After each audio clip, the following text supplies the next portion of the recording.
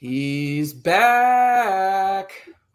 No introduction for me today here on the Red and Black Report. We need to discuss who's back on the podcast. You may know him as number 19. Maybe the guy that's number 2 in receiving touchdowns in Texas Tech program history, or maybe the guy that's wearing his initials, unironically, I might add, on his hat. The man, the myth, the legend, number 19. Lyle Leong Jr. Hey, man, the blessing's always mine, man. Anytime I get to, hang out with you, talk football, talk Texas Tech, it's a good day. You've been carrying the show for a long time, so I'm just glad that, I don't weigh that much, so, I can hang on your shoulders. That's what's been happening. That's really good for me, too, because fully transparently, I don't go to the gym.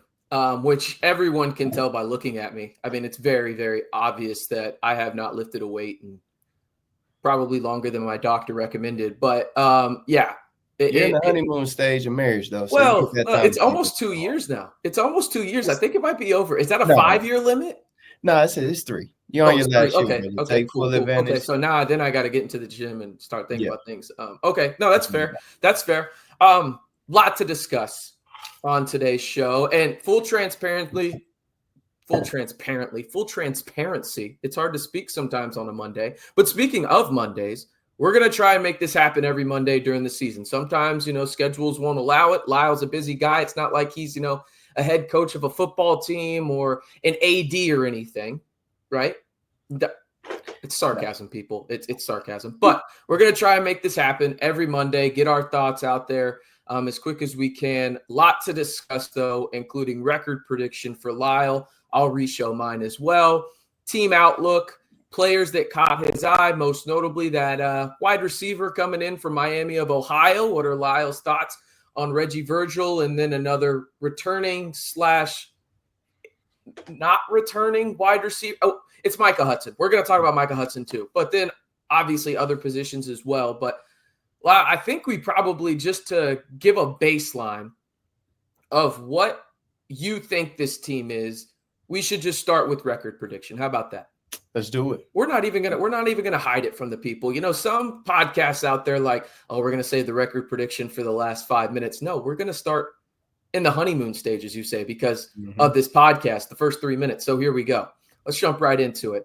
Here is Lyle's Texas Tech record prediction by game.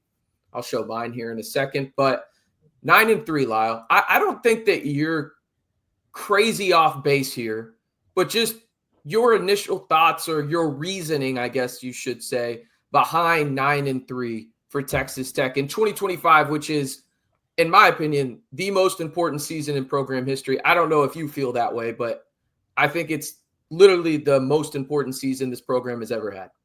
Yeah, I think it's a big year. I think that there's a lot of things, though, too, at the same token. I feel like these guys are having to deal with, like, Coach McGuire. Like I've said 100 times, I love Coach McGuire. I think Coach McGuire is the guy for the job. I think he's done a fantastic job.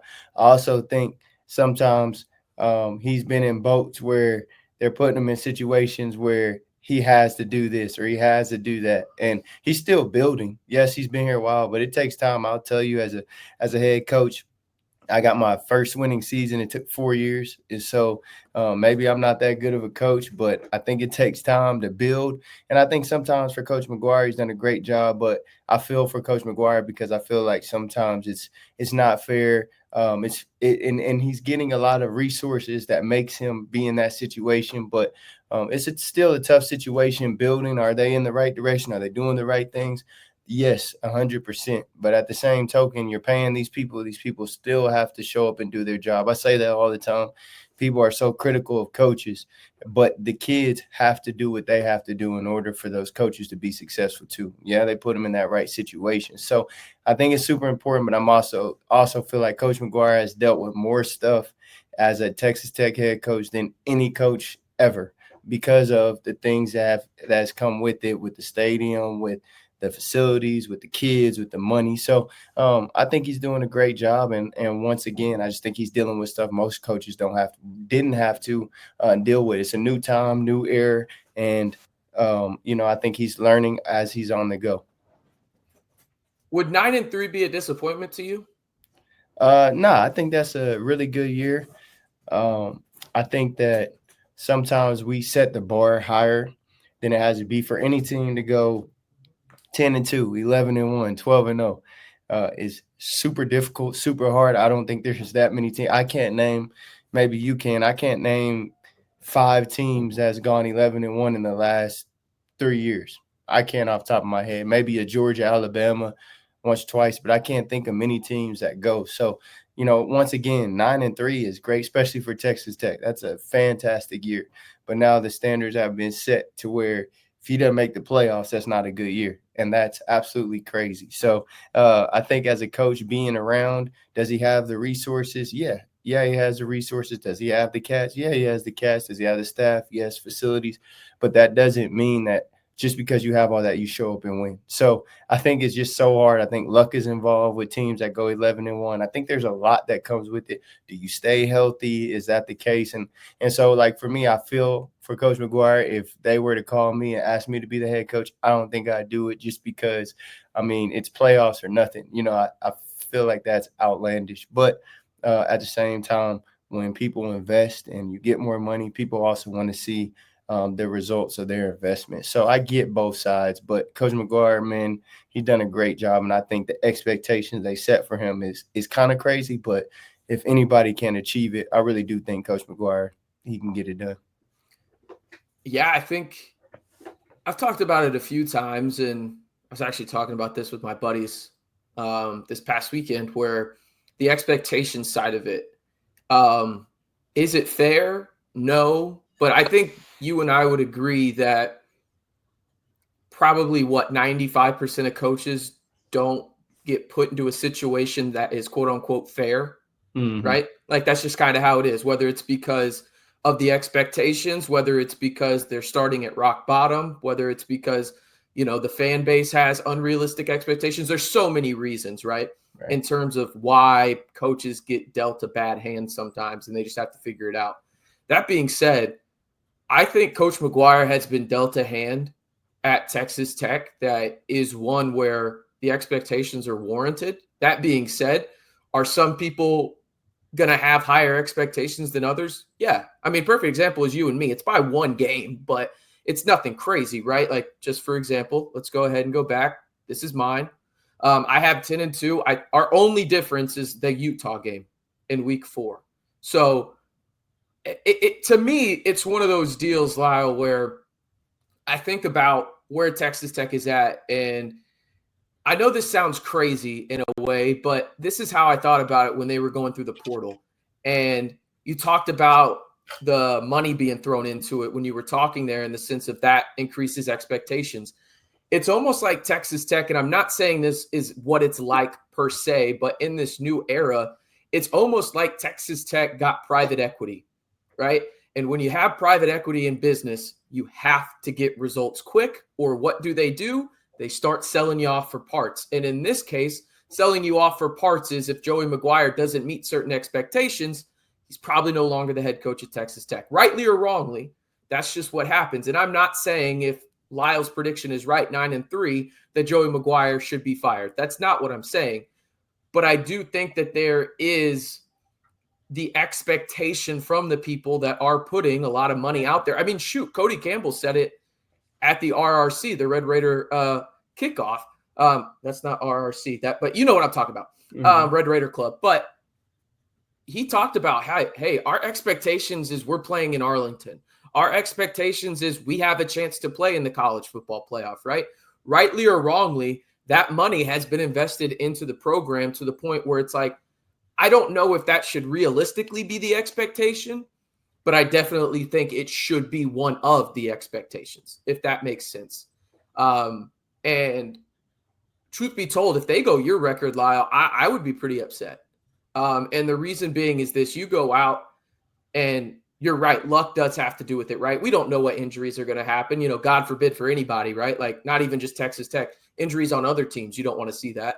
The football is not a round ball. It is oddly shaped, and it bounces oddly, and sometimes it does not go your direction, right? Like, that's just a fact. And, There's other factors as well. You could slip on the field, whatever it is. There's luck involved in this. That being said, this is the most talented roster Texas Tech has ever had. I don't know if I can debate anybody with that, just from the standpoint of you added 13 blue chip players. And I get it. Ratings aren't everything. I truly understand that. But I will say, I think blue chip ratings for transfers are better from the standpoint of you've seen those guys play in college, right? From a high school perspective, it's like, hey, they're a 5-star. That doesn't mean anything. They haven't played a snap against these grown men in college, right? But a lot of these transfers have played at a pretty high level against other grown men and are grown men themselves, right? So I think it is an easier transition to that. And you got 13 of them. The rest of the Big 12, the other 15 teams got 12. So the talent's there, right? And when I say 12, I mean combined. They're just spread out between those 15 teams. So the pressure's there for Joey McGuire. I totally understand it. It's one of those deals for me. How does it look, right? That's going to be how it is. Because if you get to 9-3 and you have injuries, again, God forbid, and you get to 9-3, I think that's a successful season, right?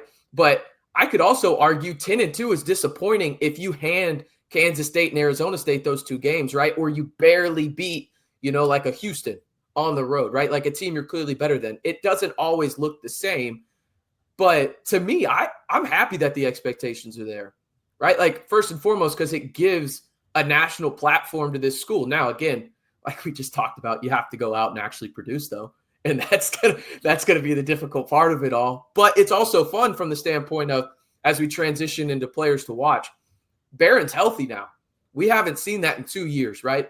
Like, I mean, he had an interview at the kickoff luncheon there for the Red Raider Club where I didn't know this. Maybe others did. I didn't realize it. He could not bench press for the past 2 years.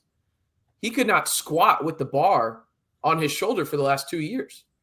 So now he's actually doing things that normal college athletes do. I mean, for me, the expectations are higher because you've got number 2 back there and he's fully healthy. And that's something we just haven't seen. And Texas Tech has still gone in the right trajectory. Yeah, I'm just, like I said, I'm totally opposite on that. Just because, when Leach came, we were all 2-3 stars, Sure. Arguably one of the best teams. So I hear the blue chips. We talked about it last year. You get kids that played in Conference USA. It's a difference. We talked about, like, I thought my man, Dre, I love him, from Austin P, one of my favorite receiver kids. I told you that when he first. Shout out to the CFL, by the way. Do you see him up in Canada? Yeah, balling. Good for Dre getting a paycheck. But at the same time, I told you when he came that he was not going to come and have 2,000 yards. Like, it's just different. It's levels to it, as my man Meek Mill says. It's levels to it. So 1942 flow. We're getting chips. Yep, we're getting these transfers, but some of them are coming from Conference USA. Some of them are – it's just a 50-50 chance. So we're going off of what someone sees, and I hate that part of it. And I hate that part of it for Joey, and I hate that part of it for Leach, because Leach never gets credit. I say that all the time. I was 150 pounds. He gave me a scholarship to a Power 5 school. Like, you got to, even though they're transfers, people still have to come in and do what they're supposed to do. They still have to make plays. And so to me, that's the part, being around. Do they have the capability? Yes. Are they able to do it? I don't know. I got to see. I'm a dude that's like, y'all got to show me. They looked the part. You know what I'm saying? Don't get me wrong. They looked the part. But it doesn't matter if Coach McGuire, Mac, any of them call the perfect play. If them dudes don't make plays, it does not matter. And so I just think that's the part where Texas Tech got to understand too. Yes, expectations are great. Yes, they're supposed to do that, but so are the players. So I hope people hold players accountable at the same token as they're holding Joey. If somebody drops the ball 8 times, I hope they're not saying Mac is a horrible offensive coordinator, which I've seen them do that. Well, you know how Twitter works, so don't get your hopes up. So I think, to be fair, I've also been a part of that on Twitter. So, hand up for accountability for sure. So I see things that, I see it there, having the capability, but doing it is totally different at any level you're at. But like I said, to me, next podcast, I want to go back and look at all the 10-2 teams in the last 5 years. Like, I want to look, and I guarantee you it's less than 10. So I get Is that. it different in 12 though? You think? Like, What'd you say? is it different in the Big 12 though? Because like some people aren't going to like how I word this, but it's the way that came to my mind first. Like, it's not the SEC or Big 10, and that's not to discount the Big 12, right? But the Big 12, like, if you have the advantage in the trenches, and same can be said in the SEC and Big 10, it's just not as big of a difference. But if you have a difference in the trenches in the Big 12, more likely than not, in terms of you have the advantage, you're going to win, right? Like, I think that that's where Texas Tech capitalized on in the portal more than anything. I wouldn't say that. And like I said, they got to show up. We're going off of, and there's, some of it's money, but sometimes you got to look at why are they not at the place they were so good. Why are they not at the place they were? I think a lot of it's money, man. I don't know if they throw in a bag like that at me in college. I'm going. I get it, but like, yeah, for sure. Enter the transfer portal. If you're that good, I'm sure they'll find a way to take care of you. So I think about that all the time. There's still, yes, Texas Tech is throwing more money. Yes, they're interested in more money, but at the same token, B. Moore ain't never left. You know what I'm saying? They scored twice though. But he could have went out and went somewhere else. I'm just saying, when you're investing, they really are investing in you. A lot of times dudes aren't leaving. Dudes that are leaving are like dudes are going to North Texas and then they do good and then they want to go up. But if you're in a Power 4 conference, you know what I'm saying? You're at North Carolina, you're leaving, you're wearing Jordan. To be fair, though, I mean, if we're strictly talking about Howard Sampson, he's one example, right? The coach did leave, though. You know what I mean? Yeah. So there's different levels to it. I think for me, how I think about it is this. First and foremost, I love NIL. I love it. I don't. I love it because get more money. Because you missed out on it. Yeah, till I get more money. That's why you don't like it, is because you missed out on it. Right. This is a jealousy thing for you. Yeah, you need to work on that. Look into the mirror, talk to yourself, and say, stop being a hater. And once you do that, Meek Mill will appear. Well, say it 3 times. I pull up my bank account, and then that's the problem. I get mad. Hey, well, that sounds like that sounds like a you problem more than anything. I mean this in the most respectful way. Get your funds up. You know what I'm saying? Anyway, like, the thing is like, I look at it as the open market, right? Like, there are people that have a lot of loyalty. You talked about Baron Morton. That's one of the reasons he stayed there, for sure. I get it. He's been a Texas Tech fan his whole life. The thing for me is I look at the NIL aspect of thing as the open market. For example, if I'm at a job and say they're paying me $75,000 a year, but then somebody else comes over and they're like, hey, we'll pay you $130 to do the exact same job, I'm probably going to the $130. I'm not loyal like that. And I know that a lot of people don't like to hear that because college football is built on tradition and it's built on loyalty to your programs and everything. I understand you're not going to like that, but the reality of it is it's not even damn near. It is pro football now, right? Yeah. In the sense of these guys are getting contracts. So to think that your guys are going to be loyal to your school just because they're loyal to that, those days are almost over. There are few and far between guys like that. So to me, I think guys are going to move around, and Texas Tech was aggressive. And to your point, though, on maybe why I'm higher on these guys than you are, and this isn't saying, don't hear what I'm not saying here. I just think James Blanchard is the best in the damn business at it in terms of evaluating players. You're right that they have to prove it on the field. You're right that they have to prove it wearing the scarlet and black and learning this new system. You're 100% right on that. It's just, I think Texas Tech is going to be right more often than not because they have James Blanchard evaluating the talent. Yeah, I agree. I think he's a top-notch guy. Like, I truly do. I love Blanche.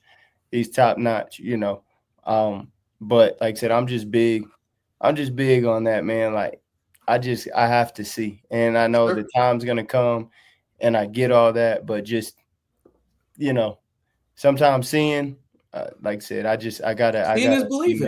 I get it. Believer. So, and like I said, I get all that, but I'm just saying, like, for me as a head coach, unless I put in, unless I go, unless I'm truly looking, you know what I'm saying? I'm here at my job. So I'm saying there's nothing wrong with the open market, but I'm just saying, absolutely, if you're really, really good, I bet you your school will find a way to keep you. That's all I'm saying.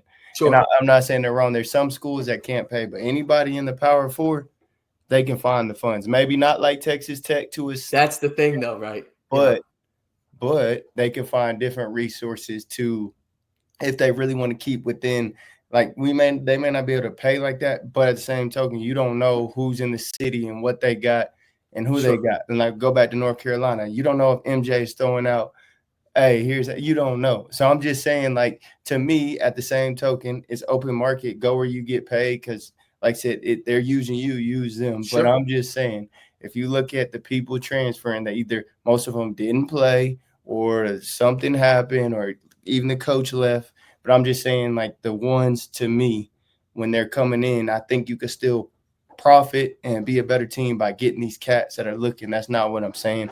I just feel like truly ones, like Texas Tech has not lost a cat they truly wanted. For sure. That's a rarity, though. That's a rarity, to be honest, in today's game. And I know we've been talking about this topic for probably too long. We need to get the players that we want to watch. But it's funny because players that we want to watch are probably the transfers at the end of the day, right? Like that's probably who it is, right? And so obviously resident wide receiver expert. Again, not going to say the accolades because, you know what, damn it, yes, I am. Second all-time in touchdowns, made life easier for Crabtree. Yes, I said it, Michael. Yes, I said that. He definitely made your life easier too. But we won't go there. We won't go there on that front. We'll just talk about the first point I had. Let's talk about the wide receivers because you bring back Caleb. Don't forget the payday Douglas. We loved him last year. I know you were a big fan of Coy Aiken. I love the fact that he's moving into the slot. I think that his skill set is so much better in the middle of the field. But Reggie Virgil, right? Reggie Virgil is a guy that, depending on where you look, high 4.3 guy, low 4.4, played at Miami of Ohio last year, really only had 1 year of elite production for the Red Hawks up there in Ohio. When you look at this wide receiver room, and maybe I should bring this point into it too, in a new Mac Leftwich offense, something that I'm uber excited about. I think you are too about this offense for Mac Leftwich. I think he's one of those ones that's going to just skyrocket in terms of he's going to be a head coach soon. Before he's probably 33. I mean, dude is a stud. But with these wide receivers, the three that I mentioned in terms of, Douglas, Aiken, and Virgil, there's obviously some other guys as well. Micah Hudson, you've got Colby Valson as well, West, and then the tight ends. But specifically the wide receivers, what excites you the most about them going into 2025? I think the biggest thing for me is potential. I think they have abilities that in the past a lot of our receivers haven't had. Not to disrespect any receiver that we've had before. No, but full disrespect. No, I'm just kidding. I'm kidding. I think they have some attributes that a lot of our receivers in the past as a whole didn't have. We may have had a couple. I think that's the difference. I think they move good. I think they catch good. I think that their IQ is high. I think that they're physical. I think they have all those attributes. On the other half of that, my biggest thing is still is last year. Are we going to be able to get separation? Are we able to make contested catches? Are we able? The job of a receiver is to make B. Morton's life easier. Everyone always is, B. Morton this, quarterback that. No, your job as a receiver is to make the quarterback's job easier. Why? Because they have to know what everybody's doing on the field, what the defense is doing, big, huge people running in their face and making throws while people are in their face. So I think that's going to be the key. I think this is the most important besides the O-line, but I think they go hand in hand, is this receiving core. Are they going to produce? Are we going to be able to throw the ball down the field? Can we throw screens and block? Yeah, we got 6'4" receivers, 6'3" receivers, big, fast. But the question to me still is the same as last year for these cats is, are you going to be able to make contested catches? Are you going to be able to get separation? Because I think Texas Tech kind of is evolving. We're still a pass team. We're still air raid in a sense, but we're not in a sense. We're a run team. And, I think Joey likes that. I don't know 100%, but I think Joey likes to run. I think he likes to be balanced, but I think he likes to run too. As a defensive guy, I'm pretty sure the more you can run clock and do that, that's probably a good situation for the defense. But to me, that's the difference. We don't have Taj Brooks. And once again, there's no disrespect to the running backs. I think we have two really good running backs. But are they Taj Brooks? No. I don't think so. And so I think that the difference is these dudes are going to have to get open, going to have to make plays for B. Morton, because I do think that teams are going to make us throw. I don't think teams are going to let us sit back there and run. And, Taj had a bunch of yards last year. I don't think they're going to allow to do that. On the other end of that, we got a really good tight end. Yeah, he's him. I've seen it live several times. He's him. And the backup, Terrence Carter Jr., right? is pretty good too. So, yeah. I think that Mac is creative enough to make some things work and do some things. But to me, if the O-line is not 100%, that'd be the biggest issue. And now everybody's probably like, duh, you got to have O-line. I get that too. But can we throw the ball down the field? And that's one thing I want to see. But if we can't get separation, it's going to be tough because, like I said, I think we'll be able to run. I think we'll do a good job with those tight ends. But those dudes got to be able to make plays and get separation and make B. Morton's life easier. And because I think they're going to challenge us in the pass game. Yeah, I think that the reason maybe I'm not as worried as you are in terms of the separation, and obviously we have to see it first, right? Because Mac is also making a jump up from – you're not at Texas State in the Sun Belt anymore, buddy. You know what I mean? And he knows that. I'm not saying anything that he doesn't know.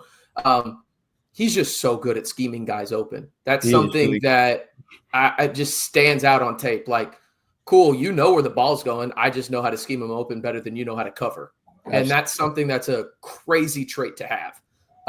And now he's going to a team that, okay, who are you going to double? Pick. It doesn't matter to me. You're going to double Caleb Payday Douglas? Have fun. Reggie Virgil with 4.3 speeds on the other side, right? He may not win off the line right away, but he's going to be faster than your corner 9 times out of 10. Yeah. Right? Coy Aiken, he may not be the fastest guy in the world, but damn it, he knows how to run a route better than anyone in the Big 12, damn near, right? Terrence Carter Jr., yeah, he's a tight end, but is he really, though? Is he really? That man's a wide receiver that happens to play the tight end spot. Yeah. And then you bring in guys like Jacoby Williams, who you mentioned, not Taj Brooks. Cam Dickey, not Taj Brooks. And it sucks to see QJ go down for the year. I thought he was going to be a bona fide star in this offense, but I mentioned this in the video that I posted when he got injured.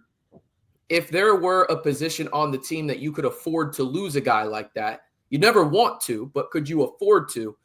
It was the running back room because you have Jacoby Williams and Cam Dickey.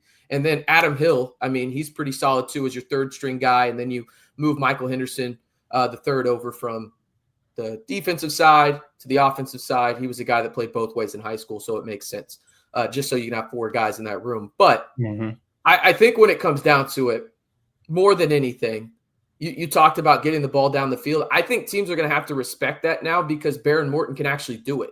The last couple of years, like Baron Morton just he hasn't had his healthy shoulder, right? So he's been limited, and we haven't been able to see that patented Morton zip down the field. And I think the O-line, this may be the position group outside the defensive line I'm most excited to watch from the standpoint of I think it's going to be a lot better in the sense of Howard Sampson is a grown-ass man. He is 6'6", 340. He is an NFL left tackle. Now, does that mean he's going to be a first-round pick? Not what I'm saying. But he's going to be one of the better left tackles in the Big 12. I was skeptical on Will Jaddos, the transfer in from Miami of Ohio, just like Reggie Virgil. But everyone that I've talked to that has actually seen him practice is like, yeah, he's a really, really solid guard. And a really solid guard for Texas Tech is like 4 tiers higher than what they've had in the past. Like it's just I'm not trying to say he's the best ever or anything, but he's a good guard, and that's all you can really ask for and probably all you need. Sheridan Wilson, really underrated center. Davon Carter at right guard. Yeah, he's smaller, but, man, he's really good at pass pro and a guy that really understands how to use his body right. And then it sounds like we'll find out, full transparency, we're recording this video before Joey McGuire releases the 2-deep depth chart for week number 1. I think you're going to have Jacob Ponton as the starting right tackle. And if he is, I think that's a testament to Clay McGuire because, Lyle, what have we talked about on this podcast outside of maybe wide receivers more than anything is that this offensive line group for the past really 2 or 3 years just has not been good. Mm-hmm. It hasn't been. And a big reason why is they just haven't been able to develop offensive linemen that they go out and get from the high school ranks. And that's changing, it feels like, drastically, because you had Danny Sills, a guy that was competing at right guard. You have Jacob Ponton. If he comes in and beats Hunter Zambrano, a guy that was your number one portal addition in terms of the first guy that committed, there's something to be said for that in terms of the development that Clay McGuire has had on that offensive line. This is the first time I feel confident that they have like 9 guys that I would be like, okay, obviously I want the starter starting, but there's not a mountain of a drop off, if that makes sense. It's, maybe a small little hill of a drop off kind of deal compared to what it was in previous years. And I think you were spot on. Like, it's the offensive line. Like, if you give time for Baron Morton to throw the football, Baron Morton is a top 5 quarterback in the Big 12, full stop. Agreed. Right? And if you give Baron Morton time to throw the football and they've already established the run, good luck, because you're not going to win that football game. You're just not. And you have multiple backs back there in terms of Jacoby Williams that are versatile. Cam Dickey. Also, did you hear Cam Dickey's nickname? I'm going to be calling him this from now on. Did you hear what his nickname is this year? No. The guys in the locker room, according to McGuire, call him Teenage Mutant Ninja Turtle, and I have never looked past it. That is a dope. That's a dope nickname. Yeah, that one's a good one. You're telling me I can walk around and just call Cam Dickey TMT? That's even better. That's dope. That's a dope nickname. I'm a big initials guy, but my first name definitely didn't give that away. I think that really what it comes down to is this offense is loaded. It's going to come down to Baron Morton, but I feel so confident in it, first and foremost, because Mac Leftwich. Maybe I'm higher on him than I should be. I just truly believe that, and I know a lot of people didn't like Kitley. I turned around and I started liking Kitley at the end. I did. You got to give me that credit, because I did roast the guy a few times. But I think Mac Leftwich will have Kitley principles, right? But I think he's going to bring different nuances to them that really elevate some of this talent that, simply put, Kitley didn't have on the offense, right? This is a way more talented offense than Zach Kitley had. Full stop, right? Mm-hmm. But Mac is coming in here and will elevate that and really add a couple nuances to that in the offense, because they're not exactly the same offensively, but I would say it's like a 65-70% type deal, and then 30% is going to be Mac with his own little sprinkle on it, if that makes sense. Yeah, absolutely. Man, I do. Like I said, I really do. I know people probably think on here that I get on here and I hate, but I really do. I think they're going in the right direction. I think they have the pieces. I think they have a good coaching staff. I think the culture is coming back to where it was. I think the excitement, the belief, I think that's the biggest thing too, is like, when Mike was here, like, we believed we were supposed to beat teams we weren't. Like, we beat Texas and everyone's storming the field, but we felt like we were supposed to win. It wasn't a surprise to us. It wasn't an accident. So I think that mentality is kind of coming back.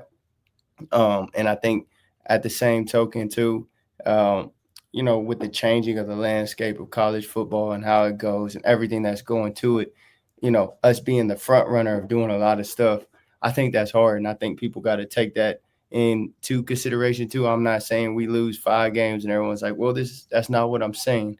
I'm just saying, like, we're starting a new trend at Texas Tech University, and Coach McGuire is figuring that out as we go. It's not like they gave him a book that said, hey, this is what's going to happen. This is what's going to happen. This is what's going to happen. So I think you'll see, honestly, from watching practice, I think you'll see the positions we paid the most money for definitely show out. I'll say that much. Yeah, we're going to talk about one of them here in a second, because we haven't talked about him yet. The group I'm most excited for, we'll talk about here in a second, but I've interrupted enough. Sorry, continue. Nah, I just, what I'm saying, I try to give y'all a little bit of the tea without getting banned. But you can definitely keep those sideline passes. We respect. You know what I'm saying? But you can definitely tell where the money's spent. And I think that's one thing that people got to understand too, is Tech is figuring it out. Like I said, I think we're doing stuff, and then college football is catching up. So when you're at the front of it, trying to figure it out, trying to do it, you're going to have your hiccups along the way. But once again, I just think the kids have got to come do what they're supposed to do. And coaches got to put them in the right position, of course, to be what they're supposed to. But like I said, I tell people this all the time. I tell them cats when I see them at the stadium. If you're a receiver, you're getting paid $250,000 or $100,000 or $150,000. We got to get separation. The ball's in the air. You got to come up with that play. And like I said, we got to make Barron's job easier. That's the name of the game. And I think they will do a good job. I just think the difference between I think we can go undefeated. I do think that. Oh, I agree. I think it's not likely, but it's a possibility. Yeah, I just think how many plays of those can you make? How many plays of those can you make? More than the O-line. If B. Morgan gets pressure and throws the ball up, can you make that play? Are you able to be in the right position to make everyone better? And I really do. I know the defense has to make stops, but I can't say it enough. Matt can only scheme so much. Somebody got to step up, and we talked about it. We think it might be that transfer that steps up, but going back to last year, I said that all the time. People got mad at me. Josh Kelly, to me, was the only one that made plays. Hey, man, you weren't. Hey, I'm glad you came around on Josh Kelly, my guy. Yeah. I'm glad you came around. He had 1,000 yards. I had no choice. That's a really good point. I mean, that's really fair. I was skeptical on Kitley last year. You were skeptical on Josh Kelly, and in the end, we eventually went to each other's side. So it worked out well. True that. It worked out well. Again, this is Lyle's prediction. I'm not surprised that you picked them to lose on the road to those three teams. I think that those are the other teams in the Big 12 minus Baylor that it would not shock me if they won the Big 12 this year. I mean, they're really good. And I will agree with you on this front. I think that it is a prove-it type scenario for Texas Tech in some of these road games.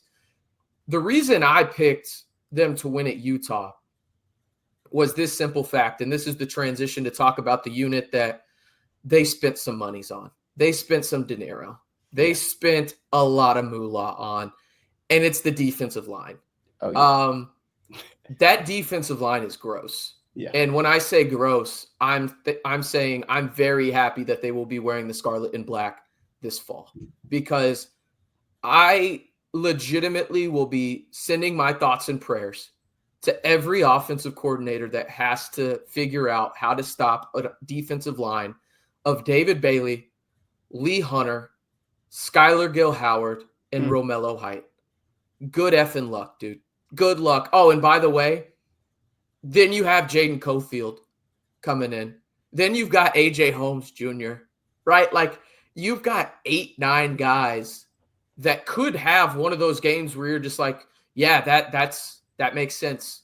You know what I mean? Like, in terms of they get 2 sacks or something like that. You could see it. And I think for me, that's the big thing, in the sense that this defensive line against Utah, and that's why I have them winning at Utah,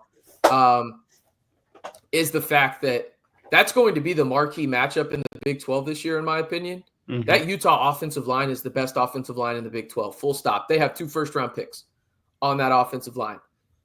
I think Texas Tech's defensive line is the best in the Big 12, full stop.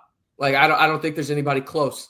And whoever wins that matchup, I think wins the game. And the reason I think it's going to be Texas Tech is, for the standpoint of this, it may sound a little weird, but Devin Dampier, the quarterback for Utah, is a guy that's transferring in from New Mexico with his offensive coordinator. It's very similar to what happened with John Mateer at Oklahoma, except for the lack of gambling on Venmo, if you know, you know, where the coach is following him so they can keep the scheme together, so it's an easier transition with the offensive coordinator and the quarterback. It's actually pretty genius if you think about it. That being said, he's making a monumental jump from New Mexico to Utah, where there are extraordinary expectations. I think Devin Dampier is a good player, but it's kind of like what you were talking about with some of the transfers at Texas Tech. You got to prove it to me. And I think the most difficult position to prove it to me at is the quarterback spot. And you're telling me Devin Dampier, who I think will actually be a good quarterback later on in the Big 12, is going to be ready for game number 1 in the Big 12 at home out there in Utah against the best defensive line that he will see all year? I just don't think he will be, because I don't know. Maybe I'm just egregiously too high on this defensive line, Lyle. I mean, one of my bold predictions was I think David Bailey and Romello Height, again, bold prediction, combined for 25 plus sacks this year. I would not disagree. Like they're really effing good, man. Everybody I've heard, like, and that's the reason why I'm also high on the Texas Tech offensive line, is the simple fact of this. The Red Raiders will not face a better defensive line in the Big 12 this year than the one that is opposite of them in practice. Just like Skylar Gill-Howard said. And so you sharpen iron with iron. And I think this Texas Tech defensive line, that may be, how do I want to phrase this? Because this could get me in trouble here, Lyle. I think that is the best position group Texas Tech has had since you were on campus. I wouldn't disagree. Any position group. Like, whatever you want to say, that group is a nightmare. Like, it is unreal what they have. I mean, they have Lee Hunter, who was number 1 in the Big 12 last year in pressures, QB pressures from the interior of the defensive line. You got Skylar Gill-Howard, who was the best defensive lineman, really best lineman in general against Notre Dame last year, the team that played in the national title game. The guy that was 3rd in pressure rates in the interior of the defensive line in the Big 12 last year was A.J. Holmes. He's a backup on your defensive line right now. And then you have David Bailey, a projected first-round pick. Romello Height, a guy that's probably going to go in that 4 or 5 range in the NFL draft. Oh, and by the way, you go out and get maybe the most highly coveted defensive coordinator in this past cycle in Sheil Wood, a guy that everywhere he's been, Lyle, in year number 1, instant turnaround. Yeah. I mean, everywhere he's been, he's had a top 25 defense. I don't even need a top 25 defense, Lyle. If the Red Raiders have a top 50 defense, they're winning 10 games. Yeah, that's what I'm saying. They're winning 10 games. But if them receivers is making catches, or it ain't going to matter. That's the thing. That's the thing, though. Like, and I've said this too, and people will get mad at me as well. This team is going to be a defensive team first. This defense is going to lead them to more wins than the offense will. Right. And that doesn't mean the offense is bad. And I've said this about Baron Morton too. And a lot of negativity is around this term that I'm about to use. If Baron Morton is a game manager, Texas Tech wins 10 games. If he's a good game manager, and he's more than a game manager, but if he's just that, Texas Tech wins 10 games. I just think it's the receivers for me. Like, you can't. That's the thing, though. It's any given week. Who? If you take one away, good luck. You got 3 other ones that are at least serviceable or above. But they got to make plays as a whole. I get that. Being a game manager, like manager for San Francisco also has Debo. And what's the other dude? Hey, let's not do Brock Purdy like that. You know let's not do that. Do you think that I look like him, by the way? I can see it. I get that a lot. I get it a lot at work. But I look like Brock Purdy. People don't understand. He got McCaffrey in the back. Like, he's got Kittle, the best tight end in the game and 2 receivers. So, like, I tell people that all the time. Like, I don't know why people get so offended when I say that, not to go on a tangent. But, bro, you only have to be a play manager when you got Debo and the best tight end and one of the best running backs. Like, bro, you don't have to do much. They play action and they hand it off. You don't have to do much. Still, you don't win without him. Like, I don't think that they win without him. But he doesn't have to run around like Cam Newton said and do all that. He doesn't have to. So I think when we say that for B. Morton, I don't think B. Morton has the people to be a game manager. I think he has to do a little more because that's fair. You know what I'm saying? Like I said, that's the fair. tight end, I think he's top notch. Don't get me wrong. Receivers, I think they're good. I don't think they're great. I'll leave it at that. I don't think the running backs I think they got one great one. I think good. I think it's payday. I think Caleb takes that next step this year, man. And the reason being is this. It was a struggle for Barron to throw outside the numbers this past year. I think him having a fully healthy shoulder really allows CD to do what he's best at. And that's extending a defense, one-on-one matchups. I don't think he's an automatic guy when it comes to, those 50-50 balls turning into 80-20 for him. But that's where he's at his best, is those longer developing routes that take a little bit more pressure on the quarterback to make a good throw downfield. I think that's where you're going to see a lot more of him. That being said, still got to prove it. And I think he has a capability. So I believe in you, big dog, if you're out here listening to our podcast. But also, Payday's just a great nickname, though. We've said that last year. It's top notch. Hey, these boys got to have some separation anxiety, brother. That's what we need to see. So it ain't no doubt about that. My big thing is down the field, a bigger receiver. He's not slow. He's not super Yeah. fast, though. So can you create separation? That, to me, that's all it comes down to. I Because think we're that's saying, Virgil. I think that's Virgil on the separation front, but I get it. It's not with one guy specifically. yeah, same with like Koi. Like Koi's not fast. He runs great routes, but can he create that separation on the inside? Because he's no longer going to get Sure. pressed on that inside. They're going to be off of him. Yeah. They're going to play zones, or it's going to be a nickel type guy. You know what I'm saying? So Yeah. I just is he able? It's not that he don't run good routes. It's not it. Is putting him inside. Is he going to be able to find? Because it's different. I'm not an inside receiver. If they move me to inside, I would not have been as successful as I was. I'm not an inside guy, and I'm not saying Koi isn't. But you got to be different. I watched Danny run those routes, Detron Lewis. They're different than me. We're different type of receivers. Also, it's IQ of the game. Koi is super smart. And I know he knows the game, but that's the thing to me. Can he do it? Yeah. Will he do it in this new experience? We're going to see. So we say that about Utah, but we got a bunch of kids in different positions that we got to see too if they're going to do it. So, and like I said, it kind of reminds us of the Wyoming game. I just felt like when we went out of town, we didn't play very good Let's that not do first that. game. Now is So, not the time, Lyle. Now is not the time. Let's not do that. I think we're better. I think we're way Jeez. better. But hey, way to ruin a Monday. I tell people, if you never, I worked in West Virginia for 2 years. It's different when you go up there on the other side of the country. It really is. Sure. And I used to want to sit there and say, no, it's not. But it's a difference from when teams came to play us in West Virginia to when we went to Texas. It's a difference. You could tell who came. So that's the only thing. If it was later on in the season, I would have not done that. But it's a first Big 12 game. It takes you a couple weeks to kind of get your groove. And so I think that's like a trap game. Do I think we could win? Absolutely. But I think it's a trap game. And last year, I think I hit on my trap game last year when I said trap game. But I just think that's a trap game.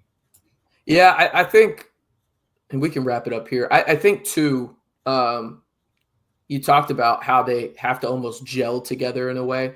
That's why I'm happy that you got 2 cupcakes to start the season, because people are going to say, oh my gosh, we should be playing somebody better. It's like, no, I don't. This is the year I don't want that. This is the year I want you to have cupcakes, because you need to prove that you can win 10 games. And if I get 3, quote unquote, for free at the beginning, why not take it? Also, it gives you the fact that most of these guys have not played together. It gives you real game time to gel. And there's something to be said about that. Like, a scrimmage is a scrimmage. But when you have somebody with an opposing hat on the other side of the ball, it's a little different. So I think that those guys, it's huge that you're playing. I believe it's Arkansas, Pine Bluff, Kent State, and then I'm not going to knock Oregon State. I actually think they're a fine football team, but you're clearly better than them. Yeah. But I think that's good going into Utah. That's what Mike did. So I encourage people. Everybody give different coaches a hard time. We never played anybody worth the darn. In the words of Dion, worth the darn. In the first 3 games, everybody got to play the first 3 games every year that we played.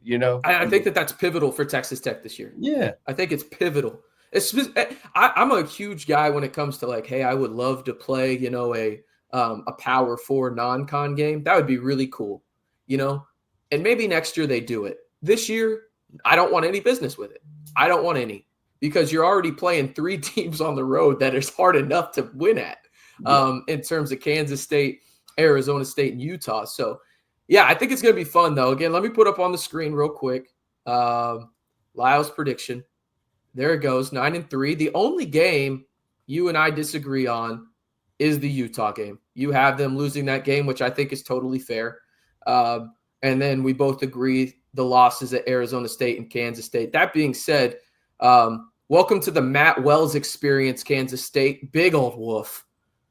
With your game out in Ireland. Also, it was really stupid that game was in Ireland, but I digress. Yeah.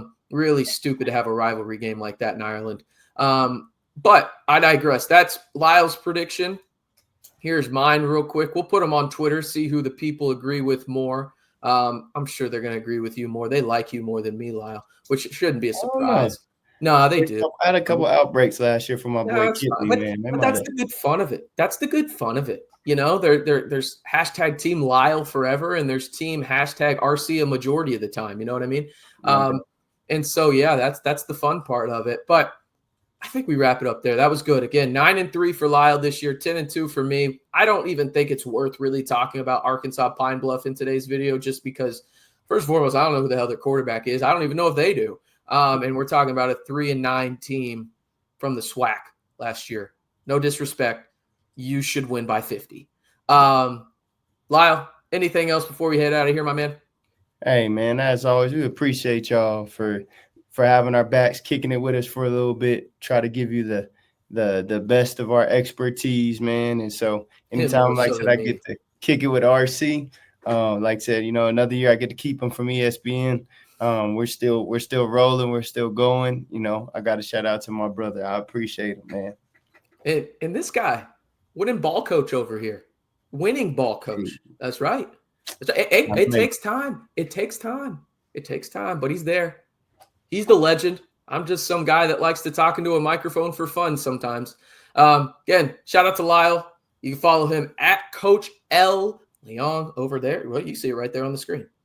You can see mine on the bottom of the screen on the ticker there. I should have put his on there, but I'm a terrible host. But we knew that already. We knew that. We'll hopefully be back every Monday throughout the year. Full transparency. If it doesn't happen, it's probably because of this guy right here. Work is going to kick my butt.